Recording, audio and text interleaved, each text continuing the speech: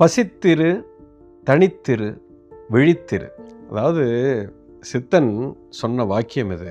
மொத்த வாழ்க்கையவே இந்த 3 வார்த்தையில் முடிச்சிட்டான் சார். அதாவது இது ஆன்மீகம் அப்படிங்கிறது மட்டும் தாண்டி லைஃபே இந்த 3க்குள்ளே தான் இருக்குது.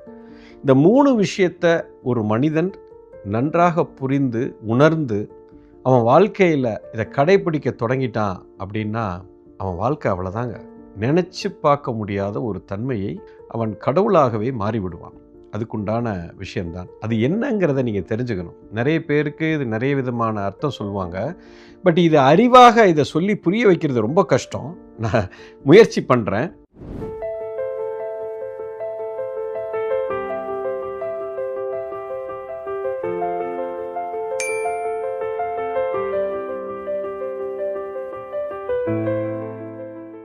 ஓகே, ஃபர்ஸ்ட் வார்த்தை பசித்திரு. பசித்திரு அப்படின்னா என்னன்னா, ஒரு மனிதன் எப்பொழுதுமே வயிற்றுக்குள்ள உணவு எப்பயுமே இருக்கக்கூடாது. உணவு உள்ள போய் அது ஜீரணமாகி முடிச்சு ஒரு நிலை இருக்கும். வயிறு காலியாக இருக்க வேண்டும். பசி எடுக்கிற மாதிரி இருக்கும், வயிறு காலியாக இருக்கக்கூடிய ஒரு நிலை. இந்த நிலையில தான் உங்களுடைய சக்தி ஓட்டம், உங்கள் பாடியில் எனர்ஜி லெவல் ரொம்ப ஹையில் இருக்கும். இந்த லைஃபுங்கிறதே எனர்ஜி தாங்க. அண்ட சராசரமே சக்தியின் வெளிப்பாடு, எனர்ஜி தான். ஒரு குழந்தை பிறக்குது அப்படின்னா உடம்பை பிறக்குது. தாய் தந்தை உடம்பை தான் கொடுக்கிறார்கள். அப்போ தாயும் தந்தையும் சேர்ந்து ஒரு உடலை உற்பத்தி செய்து அது ஒரு பெண்ணின் வயிற்றிலிருந்து உடம்பு வெளியே வருகிறது அல்லவா? அது வெளியில் வரும்போது உயிர் சக்தி உள்ளே போகுது. இதுதான் பிறப்புன்னு சொல்கிறோம். அப்போ எனர்ஜி உள்ளே போகுது. இந்த எனர்ஜி உள்ளே போய் இது குழந்தை பிறந்து ஒரு 100 வருஷம் வாழுது. அதுக்கப்புறம் என்ன ஆகுது? இறந்து போகிறோம். இறந்து போனால் என்ன ஆகுது? உயிர் வெளியில் போயிடுது. அதாவது ஒரு உடம்பு அப்படிங்கிற ஒரு பொருளுக்குள்ள சக்தி உள்ளே போச்சு, அந்த பொருள்ல இருந்து சக்தி வெளியே போச்சு. இதுக்கு ரெண்டுக்கும் நடுவில் நடக்கிறது தான் லைஃப். நல்லா புரிஞ்சுக்கணும். அப்போ வாழ்க்கைங்கிறதே எனர்ஜி தான், வேற ஒன்றும் கிடையாது. எனர்ஜி போயிடுச்சுன்னா அவுட்டு. ஒரு சின்ன குழந்தை ஏன் ஆரோக்கியமாக இருக்குது? எனர்ஜியோடு இருக்குது. அப்படியே ஓடும், ஆடும், விளையாடும், எல்லாமே இருக்கும். Every thing is energy. ஒரு வாழ்க்கையில் பெருசாக நீங்கள் சாதிக்கணும்னா, இன்னொரு காணொலியில் சொல்லியிருக்கேன், சக்தி எந்த காரியத்தில் நீங்கள் பண்ணுறீங்களோ அதுக்குள்ளே போகணும். ஸோ லைஃபே it is a game of energy, வேற ஒன்றுமே கிடையாது. இப்போ கோவப்படக்கூடாது, நீ வெறுப்பு இருக்கக்கூடாது, உனக்குள்ள பொறாமை இருக்கக்கூடாது, எரிச்சல் இருக்கக்கூடாது, ஒருத்தரை சீட்டிங் பண்ணக்கூடாது, பொய் சொல்லக்கூடாது, இதெல்லாம் ஏன் சொல்கிறோம்னா, இப்போ கோபப்பட்டாலோ பதட்டம் வந்தாலோ எரிச்சல், பொறாமை, படபடப்பு, பயம், இன்செக்யூரிட்டி இதெல்லாம் வந்துச்சுன்னா சக்தி குறையும். அவ்வளோதான், அவங்க எனர்ஜி எல்லாம் போயிடும். கோவப்படுற அன்னைக்கு பாருங்கள், எனர்ஜியே இருக்காது. இது எல்லாமே நெகட்டிவ் எமோஷன்ஸ். அப்போ இந்த லைஃபுங்கிறதே கேம் ஆஃப் எனர்ஜி தான். பாருங்க, இந்த ஒரு வார்த்தைக்குள்ளே எல்லாத்தையும் கொண்டு வந்துட்டான். அப்போ பசித்திருன்னு அவன் ஏன் சொல்கிறான் அப்படின்னா, நீ பசியோடு இருக்கும் பொழுது, அதாவது வயிறு காலியாக இருக்கும்போது உன்னுடைய சக்தி ஓட்டம் மேலோங்கி நிற்கும். இப்போ ஒரு உணவை உள்ளே போட்டிங்கன்னா அந்த உணவை ஜீரணம் பண்ணுறதுக்கு ஜீரண மண்டலம் வேலை செய்யும். அப்போ ஜீரண மண்டலம் வேலை செய்யும் போது உடம்புல இருக்கிற சக்தி பூரா விரயமாகும். அது சும்மா கிடையாது. ஒரு பொருளை ஜீரணம் பண்ணுறதுக்கு எவ்வளோ வேலை பண்ணோம். அதனால தான் சித்தர்கள், ஞானிகள் உபவாசம் இருப்பாங்க. ஏன்னா எனர்ஜி அக்யூமுலேட் பண்ணணுங்கிறதுக்காக தியானம் பண்ணுறாங்க. ஸோ பசித்திரு, எப்பயுமே பசியோட ஒருத்தன் இருக்கும் பொழுது எனர்ஜி உச்சக்கட்டத்தில் இருக்கும். ஸோ காலையில் நீங்கள் ஒரு உணவு சாப்பிட்றீங்க, அது உணவு ஜீரணமாகி அது உடம்ப ஜீரண மண்டலம் பண்ணி முடித்து சக்தியை உறிஞ்சி எடுத்து வேலை செய்கிறதுக்குள்ளே அடுத்த உணவை உள்ளே போட்டுறீங்க. திரும்ப மத்தியானம் அடுத்த உணவு போட்டுறீங்க. இப்போ அதை ஜீரணம் பண்ணுறதுக்கு சக்தி போகுது. திரும்ப அது ஜீரணமாகி சக்தி வரும்போது அடுத்த உணவு தூக்கி உள்ளே போட்டுறோம். இது மட்டும் இல்லை, 3 வேளை இல்லை, 5 வேளை திங்கிறோம், 7 வேளை திங்கிறோம், பார்க்குறதெல்லாம் திங்கிறோம், கண்ணில் எது மாடுதோ இதெல்லாம் தின்னுக்கிட்டே இருக்கிறோம். இந்த மாதிரி ஒரு மனிதன் இருந்தான் என்று சொன்னால் அவன் உடம்பில் சக்தியே இருக்காது. வாழ்க்கையில் அவன் ஒன்றுமே செய்ய முடியாது.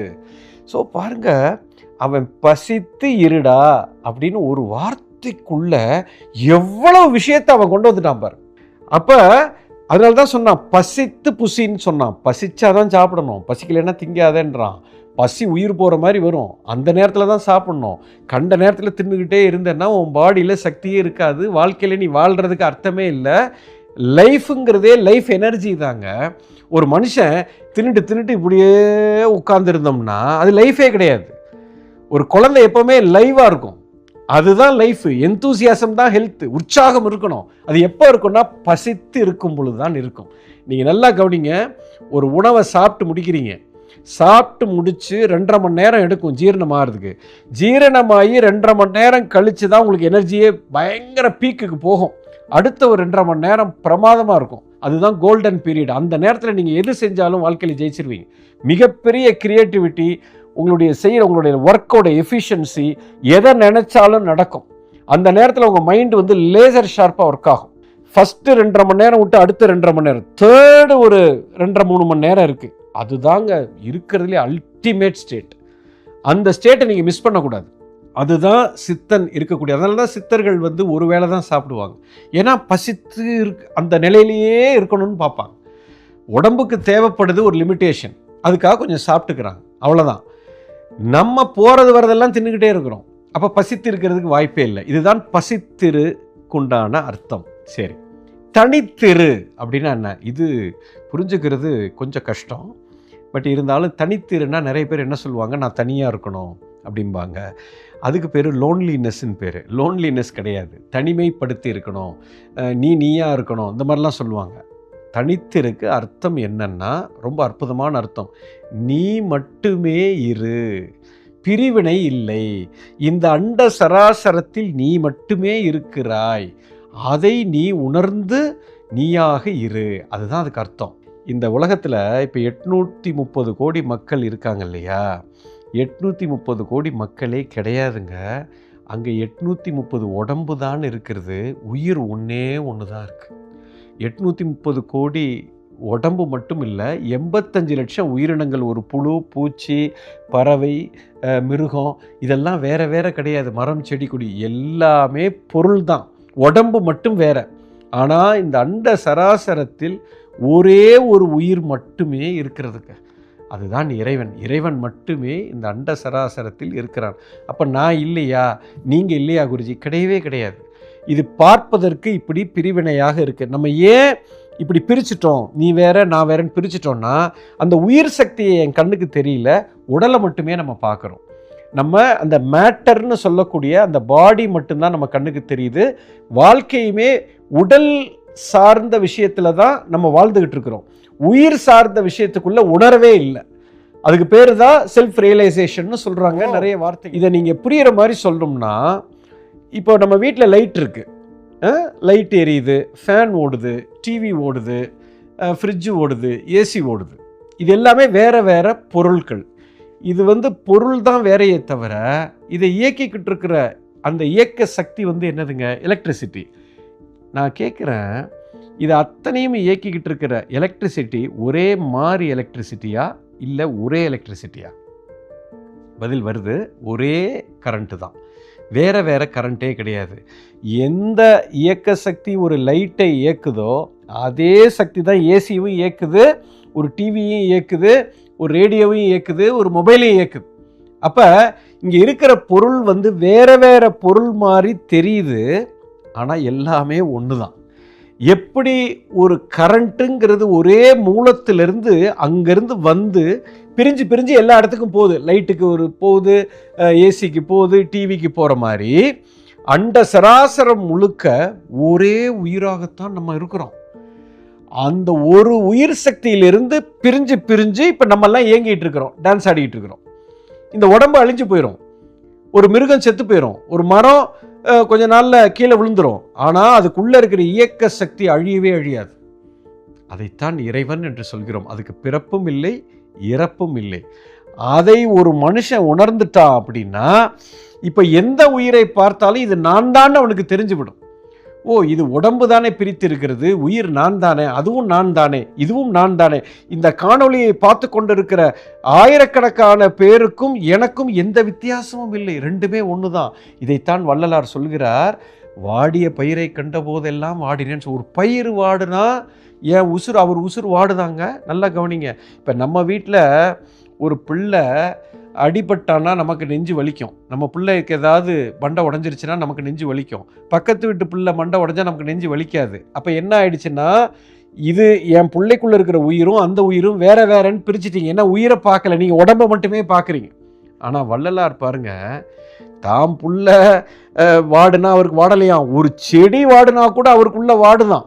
அப்போ என்ன அர்த்தம்? செடிக்குள்ளே இருக்கிற உயிரும் இந்த குழந்தைக்குள்ள இருக்கிற உயிரும் எனக்குள்ள இருக்கிற உயிர் ரெண்டும் ஒன்றுன்னு எல்லாமே ஒன்றாக உணர்கிறார். இது அறிவா புரிஞ்சுக்கிறது இல்லை, உணர்வு ரீதியாகவே பார்க்குறார்.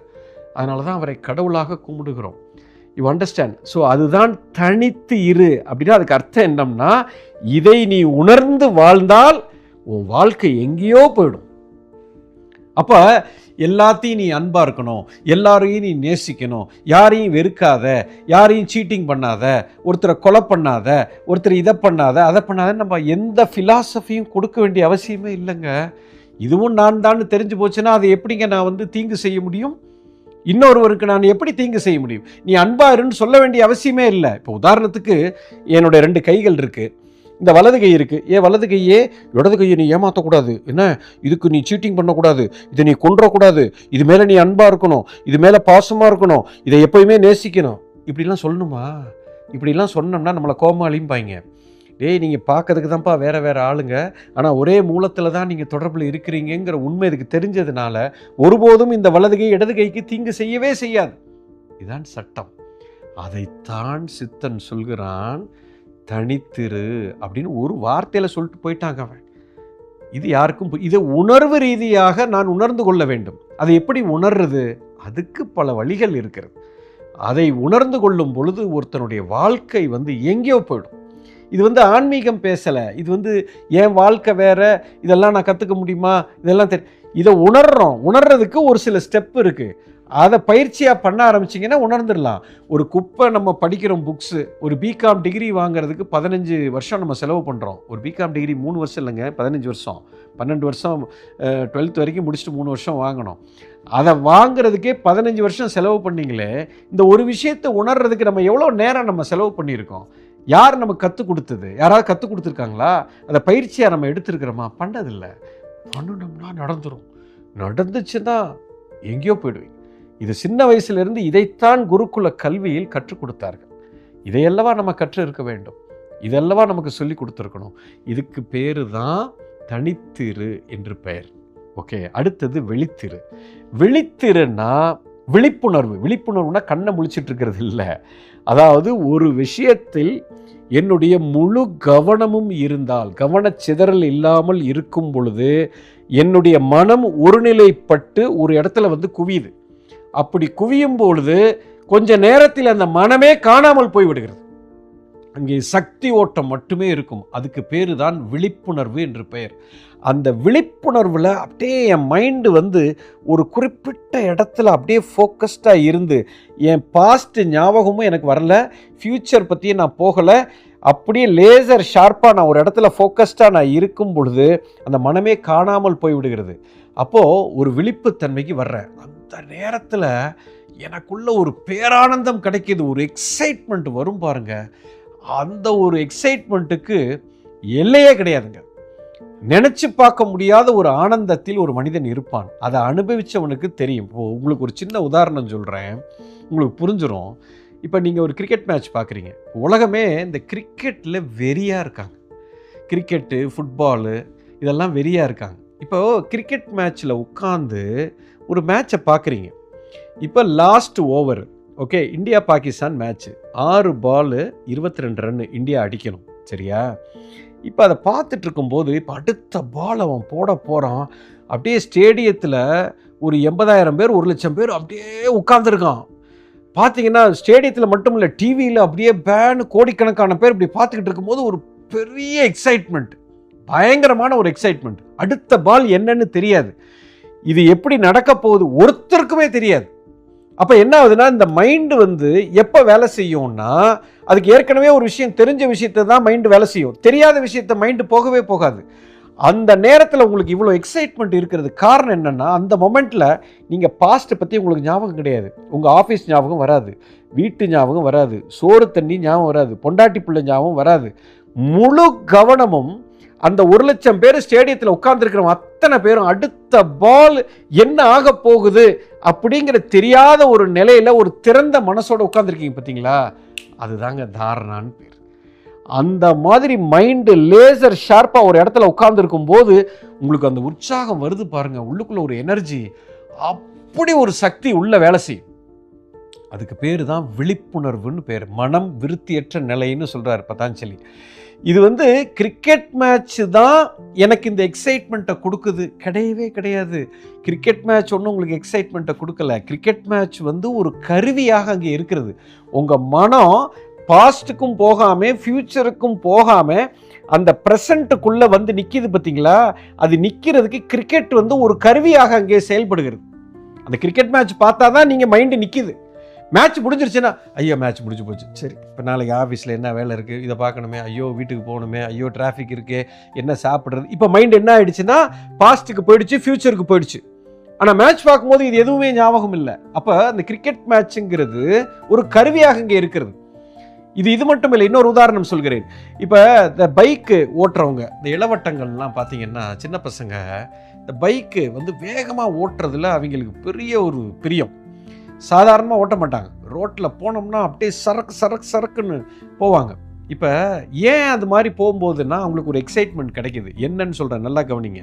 இப்போ பைக்கில் நீங்கள் மெதுவாக போகிறீங்க, ஒரு 20 கிலோமீட்டர் ஸ்பீடில் போகிறீங்கன்னு வச்சுக்கோங்க. 2 பேர், நல்ல பெரிய ரோடு, 2 பேர் இப்படி பேசிக்கிட்டே போகிறீங்க. ஏய் மாப்பிள்ள என்னடா எப்படிடா இருக்க, நல்லா இருக்கியா, அன்றைக்கி ஈவினிங் எங்கே போவோமா, அதை பார்க்கலாமா, இப்போ போகணும், வீட்டுக்கு போயிட்டு சாப்பிட்டுட்டு ஆஃபீஸ் வேலையெல்லாம் முடிச்சுட்டு நம்ம 2 பேரும் இங்கே போவோம். இப்படி பேசிக்கிட்டே நீங்கள் 20 கிலோமீட்டர் ஸ்பீடில் போக முடியும். இப்போ நான் கேட்குறேன், 120 போங்க, 140 120 போகும்போது இப்படி 140 போகிறீங்க, பக்கத்தில் என்ன மாப்பிள்ள பேசி ஆஃபீஸ் வேலையை முடிச்சுட்டு போவோமா, அங்கிட்ட திரும்ப முடியும் உங்களால், கண்ணை கூட அசைக்க முடியாதுங்க. அப்படியே பார்த்துட்டு இருப்பீங்க, இந்த பக்கம் அந்த பக்கம் திரும்ப முடியாது. உங்கள் ஃபோக்கஸ் லேசர் ஷார்ப்பாக இருக்கும். ஒரு செகண்ட் இந்த பக்கம் அந்த பக்கம் போனீங்கன்னா வண்டி எங்கேயோ சொருகிறே எவனோ குறுக்க வந்துடுவான்.